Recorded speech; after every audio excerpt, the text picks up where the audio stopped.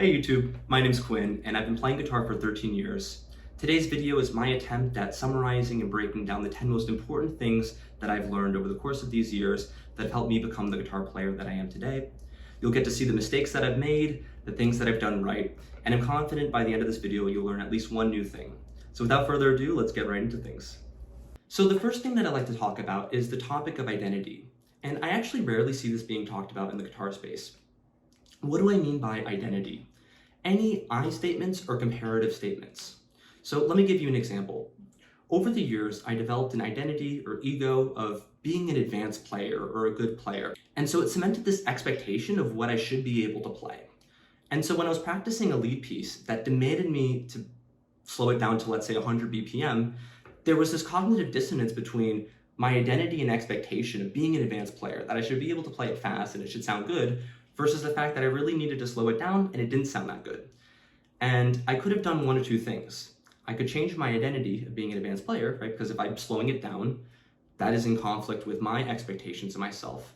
Or I can push through, keep blazing away at 135 BPM and not really improve. And unfortunately, that's what I've done for a lot of years.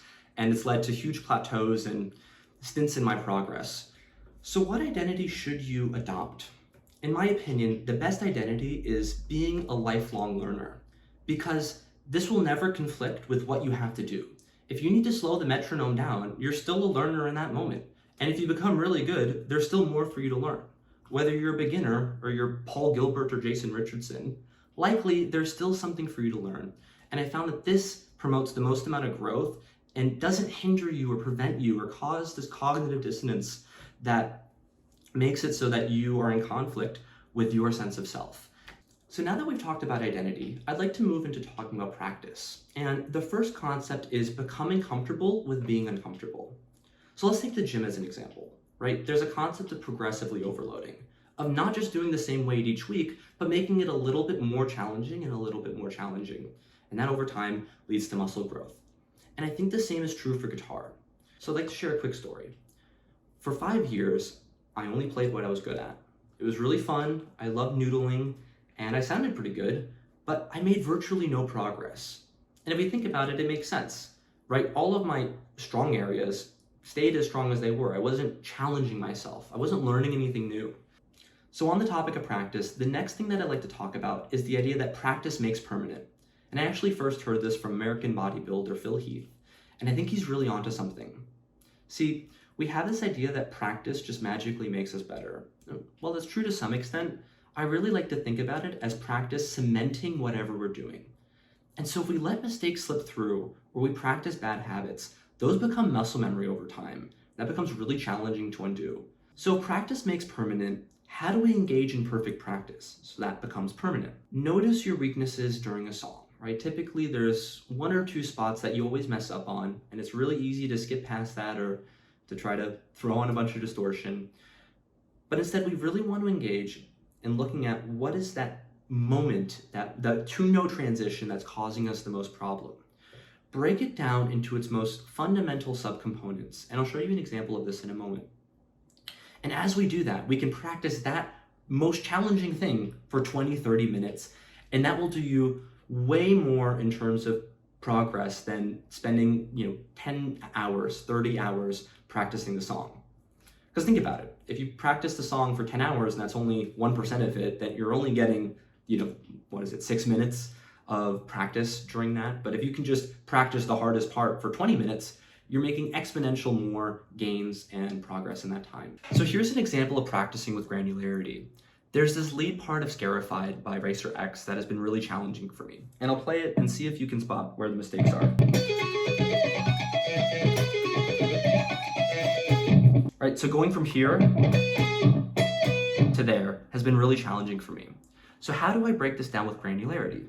Well, by creating a loopable section of just that transition and doing it to a metronome, I can practice the thing that's been the most hard for me. So here's what that might look like.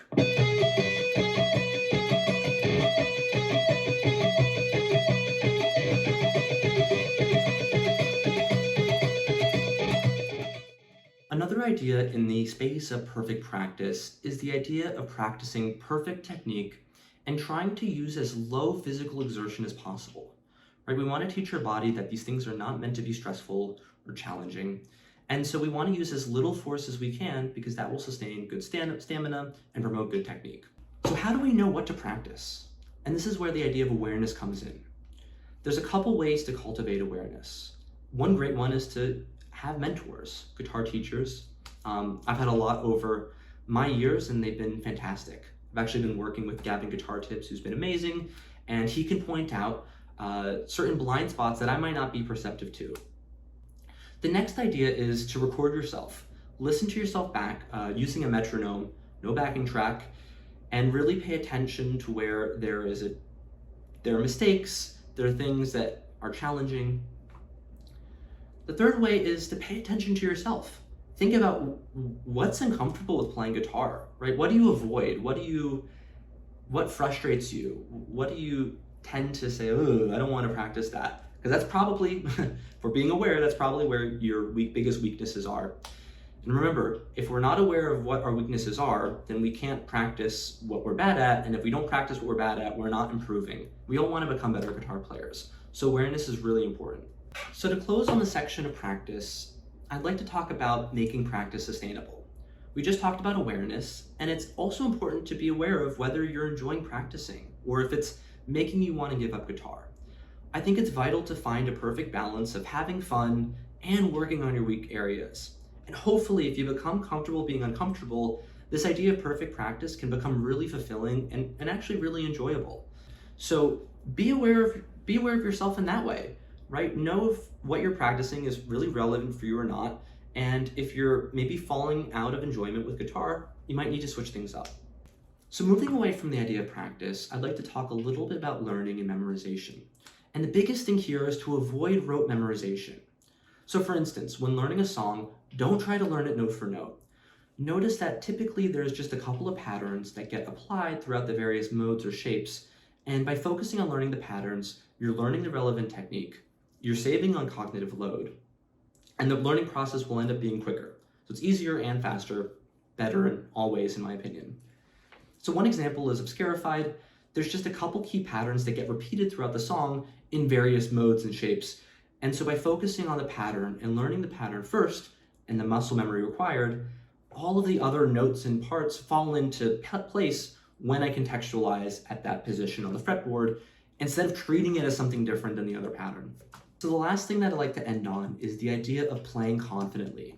I think this is so important. When you perform, there is an energy that you bring. And when you play confidently, that's what people are really in tune to.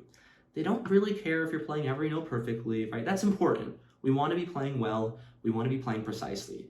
But at the end of the day, get up there, play loudly, put your all in, put in confidence. And I think that carries towards the audience members way more than the actual notes that you're playing. So if you made it this far, I want to say thank you for watching. And really everything I've said can be simplified into one of two things, which is you can either start or you can continue. So if you're doing one of those two things, you don't need to stress, you're doing awesome, and I want you to keep it up. Let me know what you think. This is my first longer form video, and so I'd love to hear your experience. Have you struggled with the same things? Maybe you have a different outlook on certain things. I'd love to see any and all discussion. So feel free to leave questions, comments, and feedback. And until next time, I hope you have a great day. Peace out.